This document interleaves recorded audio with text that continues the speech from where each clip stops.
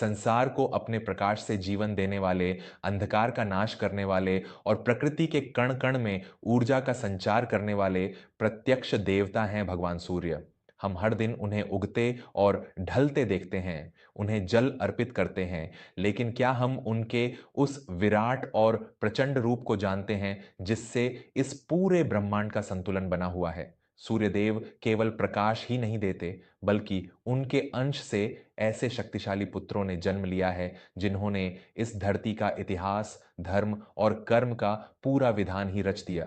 और इनमें से एक पुत्र तो ऐसा है जिसका नाम मात्र सुनने से दुनिया के सबसे बड्ढे और अभिमानी राजाओं के भी प्राण सूख जाते हैं। वर्मा स्टोरीज के इस ज्ञानवर्धक और आध्यात्मिक मंच पर मैं आपका अपना विवेक वर्मा आज आपके लिए सूर्य पुराण से जुड़ी एक ऐसी अद्भुत और रहस्यमयी कथा लेकर आया हूं जो आपके जीवन को देखने का नजरिया हमेशा के लिए बदल देगी।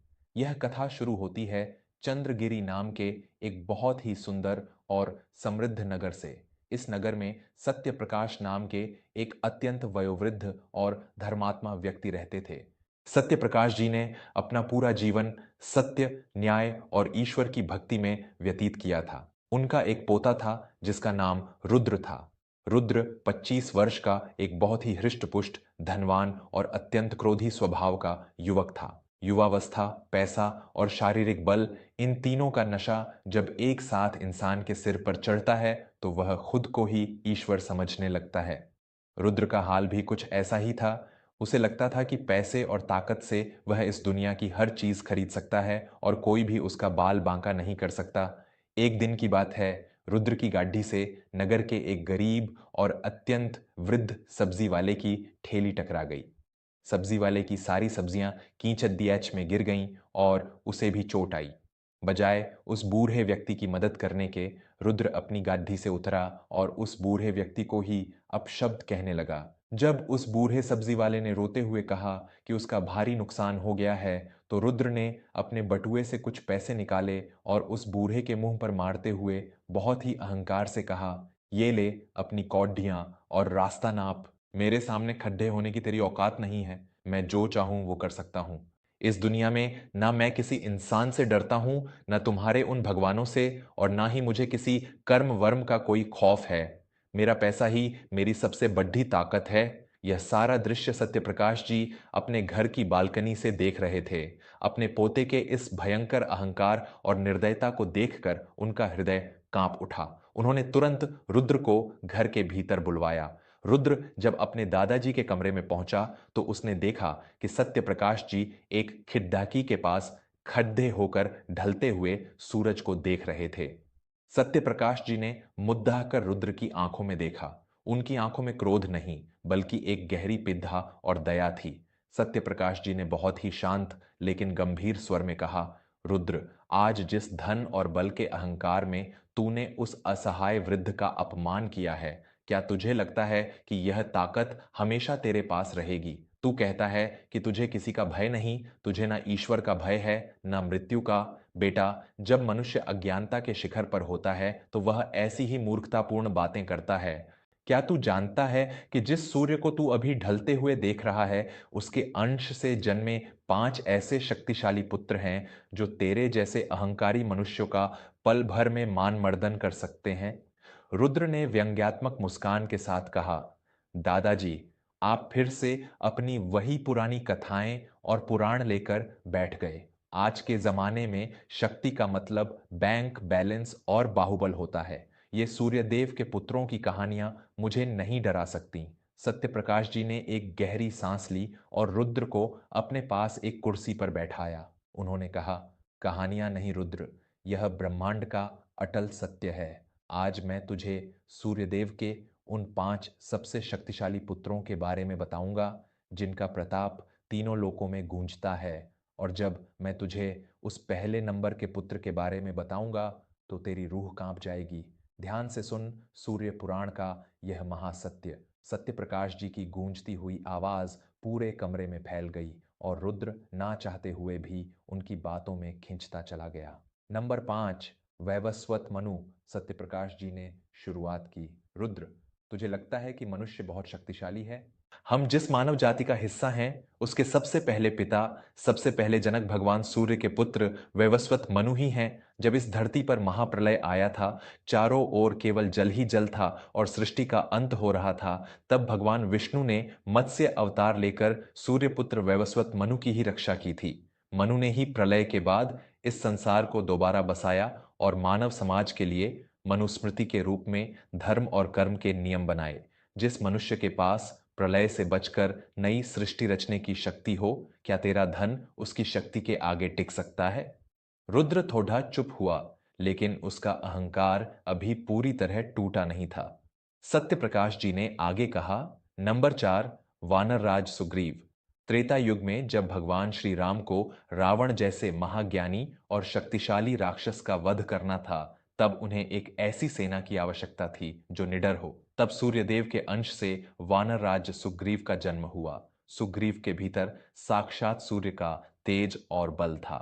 जब सुग्रीव अपनी वानर सेना के साथ युद्ध के मैदान में उतरते थे, तो बड्ढे बड्ढे राक्षसों के छक्के छूट जाते थे।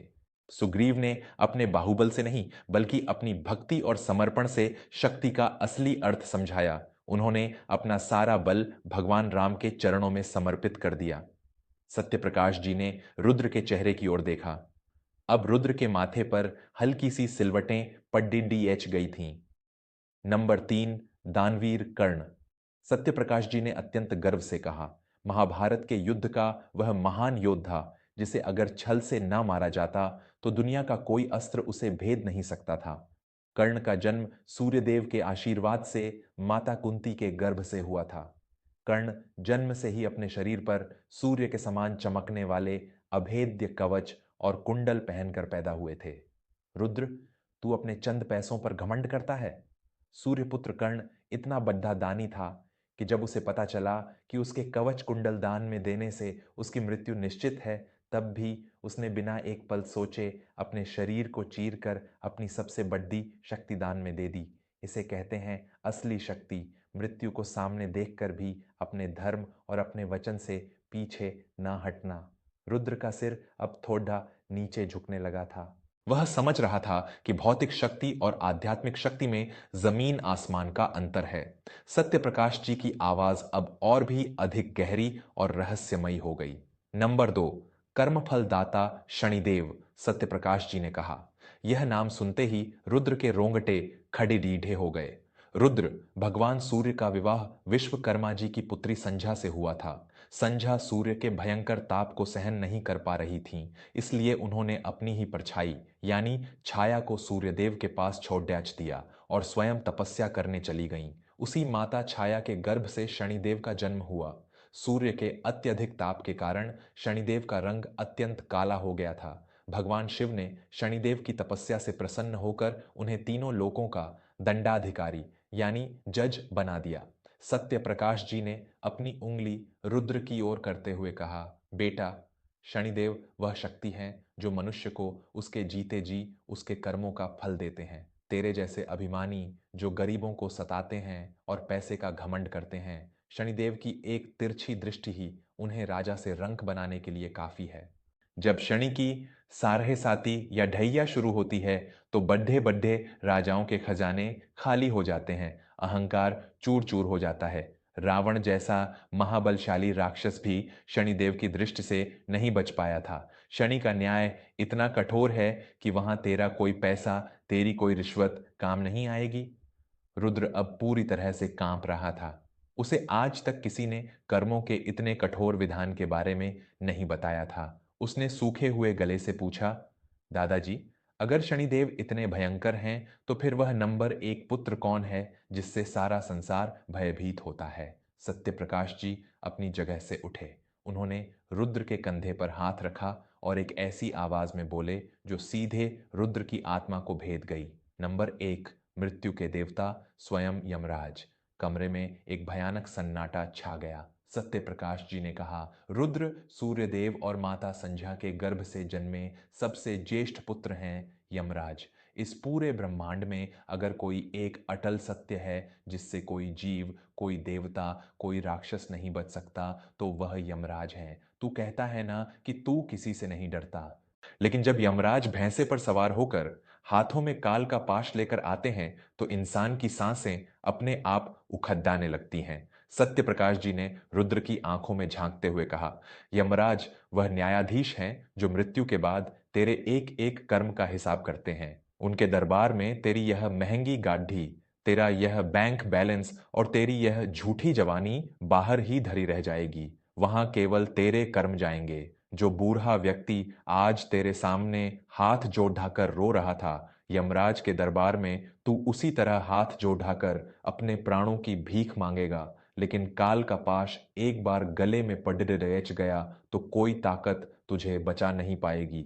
सारा संसार यमराज से इसलिए भयभीत होता है क्योंकि यमराज किसी के साथ भेदभाव नहीं करते।